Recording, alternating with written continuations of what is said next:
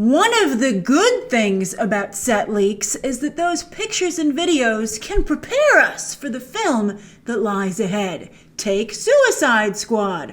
All those pictures and videos actually got us from triggered to standing by the time the movie came out. But then it had plenty of other problems. But anyway, with Harley Quinn's new movie, these new set pictures that have just come out are going to allow me to prepare you for something I think a lot of you aren't expecting. Now, the first batch did show us that they're making a lot of changes to the characters, and we still are having a hard time understanding how Harley Quinn is going to fit in with Barbara Gordon, aka Batgirl's team, especially considering, why Barbara did it because of what the Joker did to her. Now they're going to give the team to the Joker's ex-girlfriend.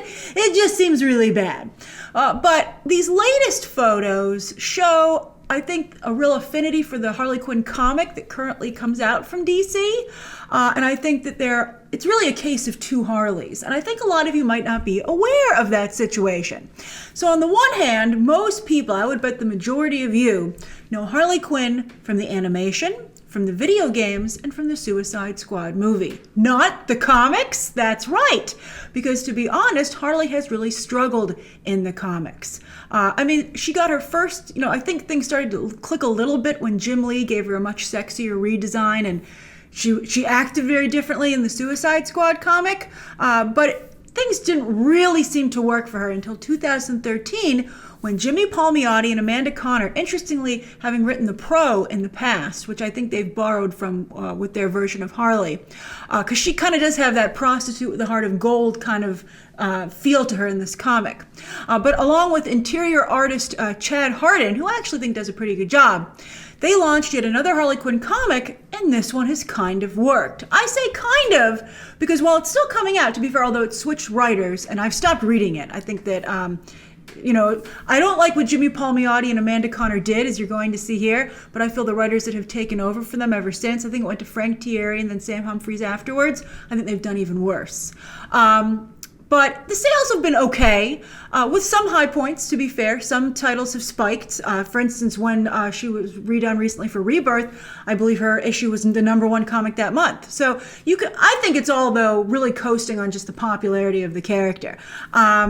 Because I've bought the comic in the past, and I've never enjoyed it really, but I just like the character that much. And I always would buy it every month being like, maybe it's better this month. Or they would get me the really great cover, and I'd be like, I have to see what happens. And then I'd be like, horrible as I expected. And that could be the case with this movie. A lot of people could buy tickets and then be like, that was not good, just as I expected. But I had to see for myself. And also, let's not forget the hard truth that comics simply don't pull in a lot of people these days. They don't sell that much, period, even when they do sell well. So this is a smaller audience, I think, for Harley than in the animation, in the video games, and in the movie. But clearly, someone took this new comic, and gave it to Margot Robbie and said, this is the only comic that has worked. Because clearly she's taking a lot of it from the movie based on these latest pictures. In fact, they're starting to make more sense to me if I think, okay, she's just adapting this comic, which is such a bad idea. We'll see, though. Now, again, many of you see Harley Quinn with Bud and Lou, the Joker's zany girl Friday, right, with a heart of gold. And so when you see Harley with dog food, you assume it's for her hyenas. And it could be. She does visit an exotic pet shop in the film. But I have to tell you that in the comic, Harley is a dog lover, and dogs are far cheaper to have on set than hyenas. And I also think it's interesting because, of course, we're about to meet Carol Danvers, who is a cat person. But Harley, in the comic, becomes a landlady for a building in Coney Island. It has like a freak show in the basement, and those become some supporting characters as well. But one of the floors of the building, she turns into a shelter for stray dogs. And I can see, who can't love someone who loves dogs, right? I can see that kind of working for Harley, softening her a little bit. And in addition to all these dogs, she has this stuffed beaver. And I saw Jimmy Palmiotti tweet about this. He's so happy that they have it in the movie and that they also teased it for the upcoming animated series. And I'm happy for him. He's certainly, if not iconic, certainly a very well-known member of the comic book community.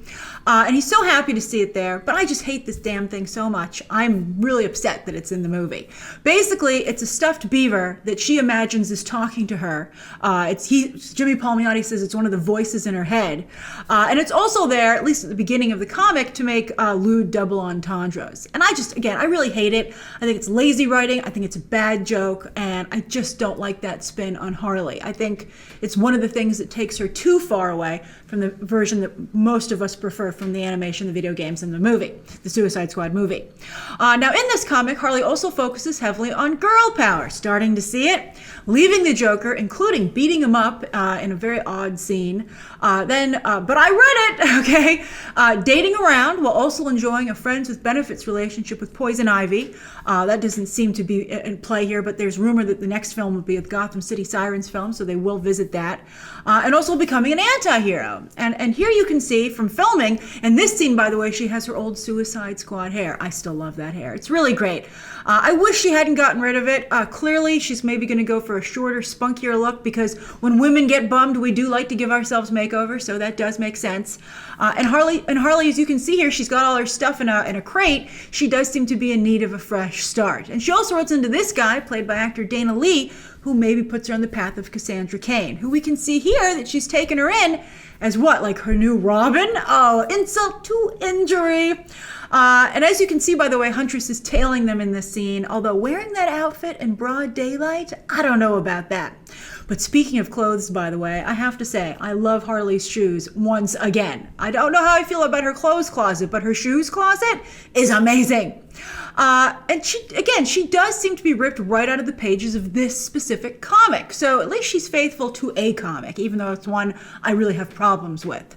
And she also, in that comic, by the way, breaks the fourth wall. It's been said that, what basically Jimmy Palmiotti and Amanda Conner did was kind of make her a female Deadpool, to the point where they even gave her a Deadpool-type romantic interest that she dates on and off again. And I wonder if she'll break the fourth wall here. I don't know if she should, because I think it would just be so called out for... if I were Margot Robbie, I would not want to go toe-to-toe with Ryan Reynolds. He will fight back. And I don't know. Ryan Reynolds is a formidable opponent. So I don't think that's something that she should do or needs to do, quite frankly. I don't think Harley Quinn ever needed to break the fourth wall. The character's so strong, it's not necessary. I think it cheapens her to make her seem like a Deadpool ripoff when she so stands on her own. She also does things like take a truck and blow something up in an effort to right a wrong, or at least a wrong as she perceives it. As you can see from this on-set video that leaked. There was a video that leaked of her doing this scene. And I have to say, one of the few things I have liked about the comic is, Harley's, this new comic is, Harley's version of right and wrong compared to the one that most other people adhere to. But the problem here overall is that once again, DC has created two Harleys. DC did a good job, to be fair, of reconciling the two Wonder Womans that had been plaguing them for quite some time with the character. Is she a lover or is she a fighter? But they fixed that in the 2017 film, coming up with a version that I think is a good combination of the two, and that just everybody absolutely fell in love with. And I have to say, has been reflected quite nicely in the Greg Rucka comic. Then it got bad, but now it's good again with G. Willow Wilson, who I think is also taking quite a number of notes from the movie. So that character is in really good shape. Now, I personally have a strong preference for the first Harley, the original Harley, again, from the animation, the video games, and the Suicide Squad movie. And that's why I even still will occasionally, I'm sure in the future, I might pick up the Harley Quinn comic even still. But it would be bad, I think, for fans, mainstream fans, to go to this new movie just to get their Harley fix, but ultimately find it unsatisfying. It would not unnecessarily damage the character and the brand.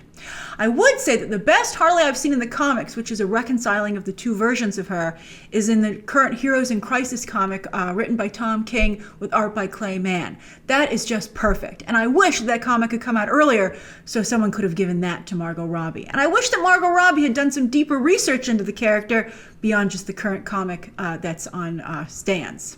And also on your iPad if you've gone digital like myself. But anyway, which Harley do you prefer? And what do you think of how this movie is developing? Share your thoughts down below. And of course, as always, you can check out some more videos right now.